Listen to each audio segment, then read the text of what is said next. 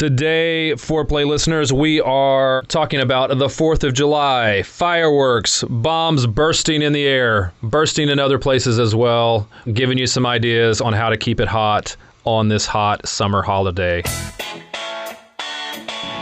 Hello again, and welcome to Foreplay Radio Sex Therapy. I'm your host, certified sex therapist Laurie Watson, author of Wanting Sex Again, and blogger at Psychology Today and WebMD. And I have with me Dr. Adam Mathews, my co-host, who's a couples therapist, psychotherapist, and president of NCAMFT. Foreplay is dedicated to helping couples keep it hot. Thanks for listening. Now on to today's topic. So, 4th of July, what are you doing? 4th of July, I'm actually going to be in Paris. Oh my gosh! For the 4th of July. Oh my gosh! You won't be City in of America. Love. But Right. I think that is a huge fun thing. Yeah, it's going to be fun. We're going to be doing some fun things in Paris. And I'll bet you there will be fireworks. We're going. I'm sure there will be. Probably not for America, but right now. But maybe for some, maybe for something else. But we're talking about today, wherever you are on the 4th of July, how you can create your own fireworks, if you will, even if there's none in the sky around you. Maybe there can be some in your bedroom. Yep. So, I wanted to talk about a couple, Alan and Beverly, and sort of how their 4th of July went bust. Instead of boom. Got it. They had thought, okay, this is Saturday. It was when they told me the story, the 4th was on the Saturday. This time it's on like a Thursday or something. Not as fun because we may not have Friday off. But they thought, well, we'll start the day off right with a little bit of sex. And their kids are outside with those cap bombs, the rockets that you throw them up in the air and they're weighted.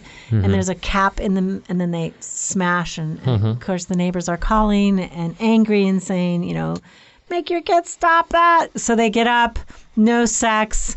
They try to make breakfast, but his wife is all stressed out. Beverly's completely stressed out over all the neighbors coming over, and she's got to get the house clean, and she's yelling at him, you got to get the yard done, and what about the mosquito spray? And there's just all this stuff going on, and he's like, okay, sex is not going to happen this morning, and so he goes out to mow the lawn, and now he's in a bad mood. She's like, why in the world did you think sex would happen? This is the 4th of July. It's the morning of our annual party. Are you out of your mind? We don't have any time to waste.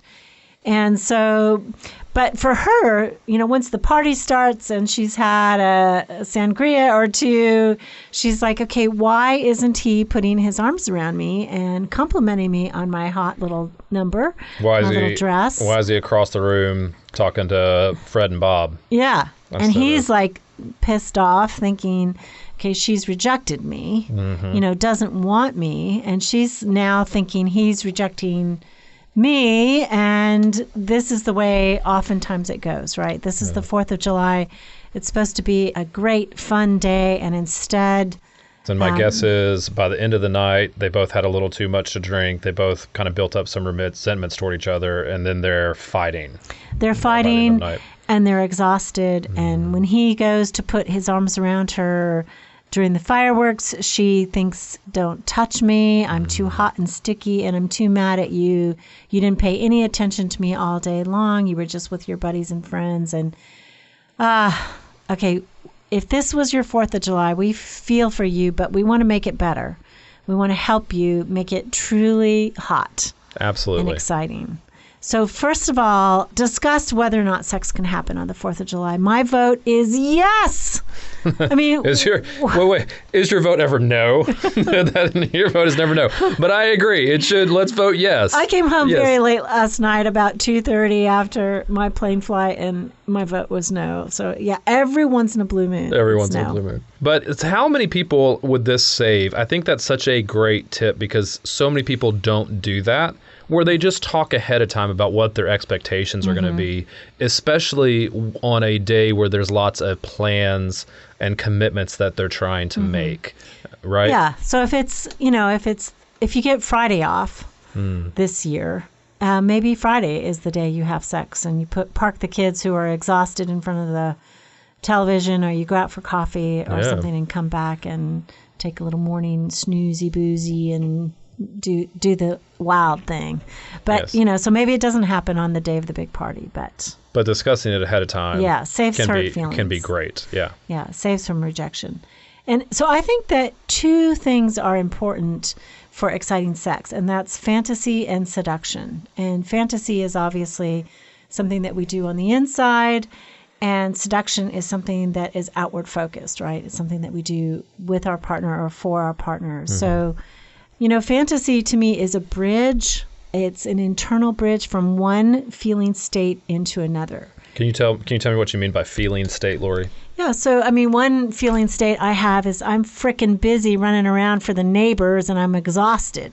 Right. Now, how do I bring that feeling state of preoccupation with my tasks into a feeling state where I'm open, vulnerable to my partner and to making love? Well, I think fantasy is the bridge. And so how do I do that in the middle of my day? I mean, actually, when we're dating, we do it all the time. We do it all day long, right? Yeah. When we're at a party, it's so exciting because he's there. The guy is there, the special guy is there, and we can't stop thinking about it, and we imagine all kinds of things.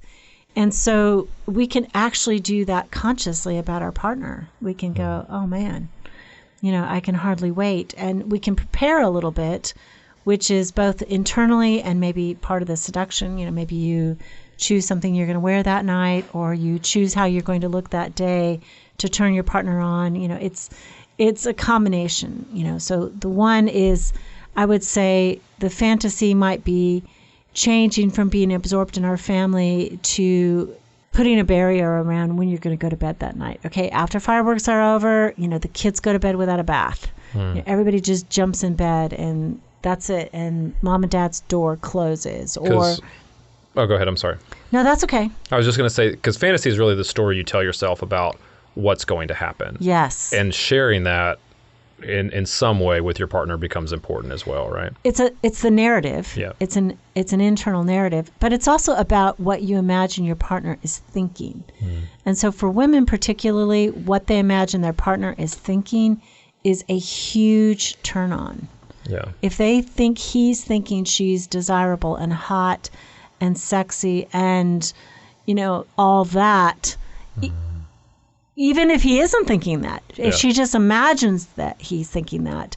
And that's where we need to refocus on our partner's more positive, sexy qualities. You know, I know my partner has a turn of the phrase that can be funny. I got to say, my husband is funny. He always says that's what saved our marriage, and I think I agree. That is what saved our marriage. Yeah, and with fantasy can't by itself, right? It's got to have seduction there as well. Yeah, and seduction, is what? Sharing it with our partner. So maybe it's coming by and a quick pat on the butt, If you like that kind of thing. If you like that kind of thing. Maybe it's, asking your partner, God willing, you have 40 minutes for a nap, and you can put the kids down, or just take some time out before the party and get a little bit of rest, and think about what might happen later on in that evening. Yeah, it seems to me like part of the seduction in this case might be that they're doing some of the work together for that party, that they're with each other.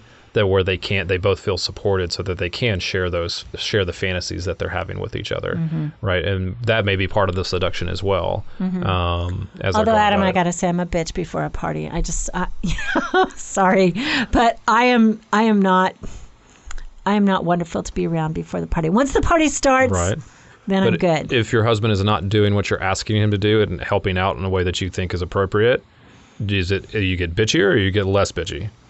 No, I get bitchier, of course. Yeah, and that's what I mean. And it's like, even you could be that way around when you're party planning. Somebody could be high tension, but if your partner's not supporting you, you're going to be way less likely to come to then reach out and share your what you want in the relationship and from the fantasy wise with him. Exactly.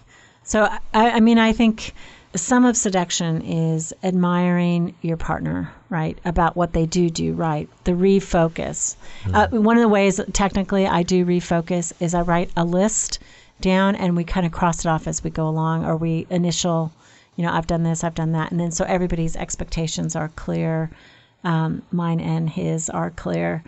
But I think admiring, say, he helps the kids with their bikes and before the big bike parade, and that was awesome. Or maybe if you say something in front of your family and friends about how great she is and how she pulled this thing together and how hard she's been working, that kind of sharing of your admiration is really sexy. And it's something that people have a need, right? They have a need to be admired. Yeah, absolutely. And so meeting that need is helpful. Yeah, for sure. I would say also, how about flirting? I mean, a party is a perfect time to flirt a little bit, compliment, maybe notice that your partner needs a drink or a chair, or they've been on their feet all day, or, getting them that, and really being chivalrous or attentive. That can be really fun and sexy. Or maybe pulling them down on your lap and saying, hey, baby, take a load off. Come sit with me. I think when we're talking about kind of the expectations too, I think couples, if they haven't ever had this conversation about what they like at a party, what they like, how they like to stay connected at a party, I think is really important. Party behavior, I've had a lot of couples that have fought over how they feel like their partner was either ignoring them or flirting with somebody else. Or let's not do that on the 4th. Yeah, like what do you enjoy doing during a party, and then go do that together. Like attack the party together, not as two individuals, but as a team. Going, how are we going to enjoy ourselves here? What are we going to do to stay connected throughout the party? I think that's important as well. Yeah, I think the biggest thing I hear is that the maybe socially more distant party feels anxious about the party. Maybe you didn't host it. Maybe you're just going to it. And then when your extroverted partner goes off and starts talking to everybody and you're like, okay, I don't know these people. I don't want to know these people. And you left me alone all by myself all night. That can be a downer. So definitely a decision and a talk about that. But I would say that in terms of seduction, maybe think about, how you're presenting yourself that day. I mean, it is hot. Maybe showing a little cleavage. That's the time for the shorts that, show off your backside, gentlemen, or, something that pay attention to the way you look. This is not the day for scruffy shorts and the old T-shirt. It's like, go ahead and dress it up a little bit so that your partner knows you've put an effort into the way you're looking. I think that's awesome if you will do that for each other. So, get out the fancy clothes. Get out the fancy clothes. Okay. Awesome. So we want to remind all of you that we are thankful for the way you've shared the podcast. We continue to grow.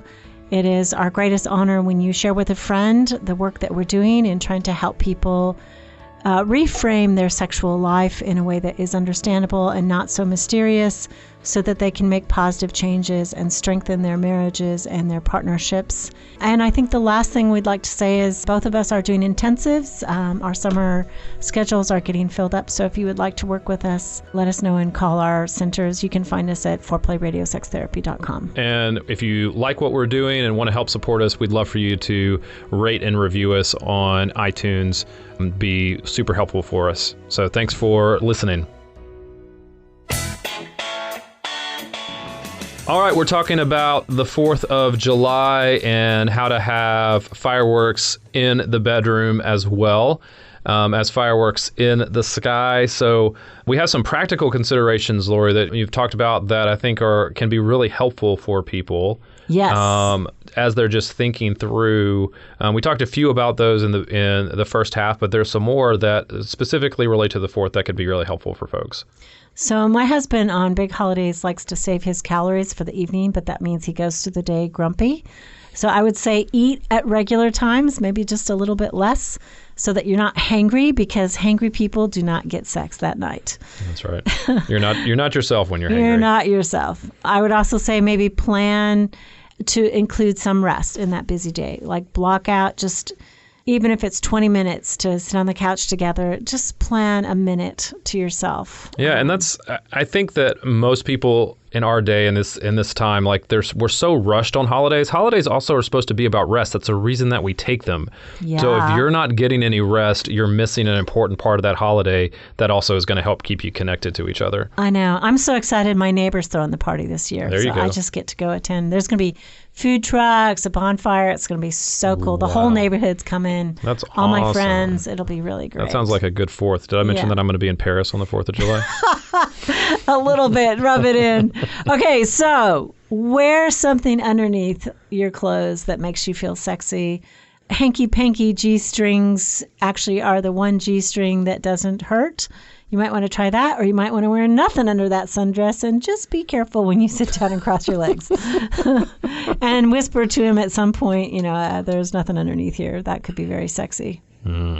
So also other things that you can do, set the mood before you leave the bedroom. Having candles ready to light, making sure it's clean. Nobody really wants to have sex in a dirty bedroom. Lay out the lingerie to remind yourself. Better yet, pick it out together. Just build it around that, whatever the fantasy is, build it into the room before you leave. Keep the door shut. If you're hosting the party, lock the door so others can't get in and see what's going on in here. That might be embarrassing for you. Right. But setting that mood before you leave, again, that's just laying out that fantasy right about what's going to happen later on, and you both being on the same page about that. So I think this is also the night to have some fun. I recommend a flavored lubricant for oral sex. Nice. That can be really great. Yes. A blowjob on the 4th of July is a must. Excellent. It's a must. It's a must. All that spurting and bombs bursting and all that stuff, right? Yes. Yes. I don't know how I feel about the word spurting that you just threw out there, but I'll go with bursting in midair. How about that? Okay, that could be really great. That'd be great. All right. And be ready for with a warm response when the party starts and everybody's mood improves, right? Exactly. I think that's the key when you're talking about that bridge going from one to the other.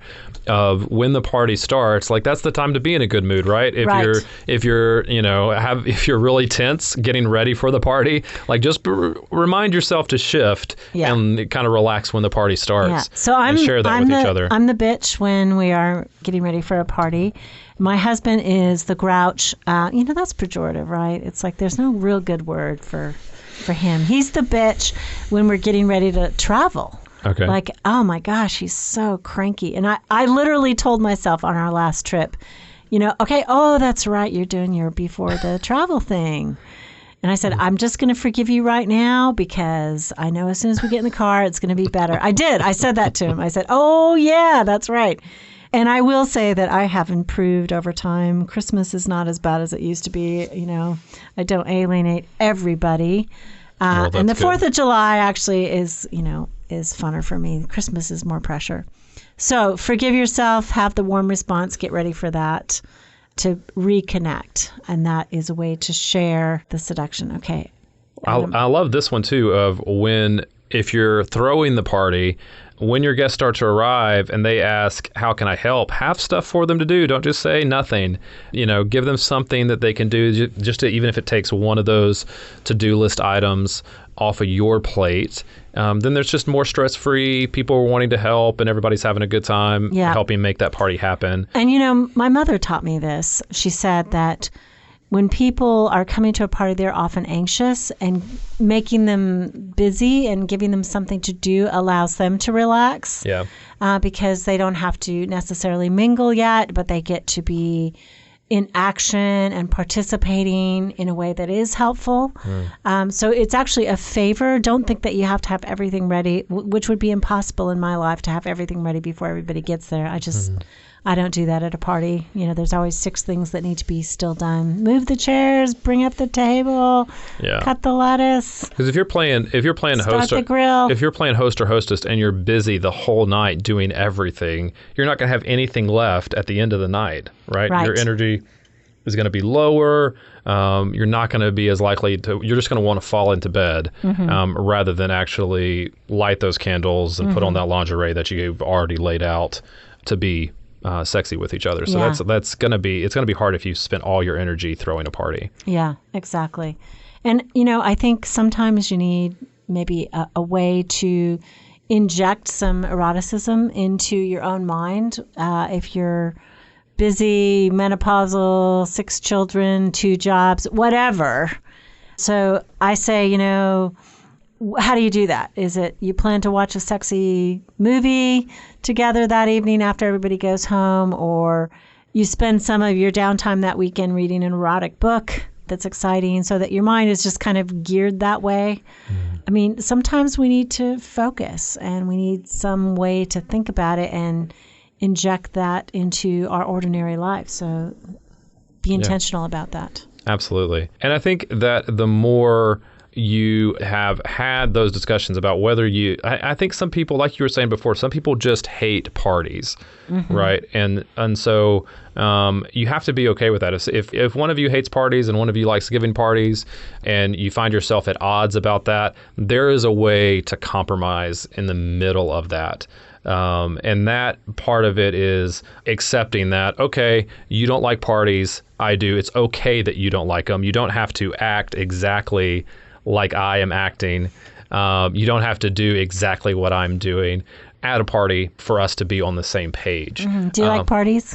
I like parties with people that I know. If there's a room full of people that I don't know, or if over half of the people I don't know, then I start to feel really uncomfortable and I become a wallflower. I'm inviting you to my birthday party this year. I do know. It's on my calendar. Like 60 people that you don't know. I'm just telling you, like, don't expect me to be the life of that party. Dude.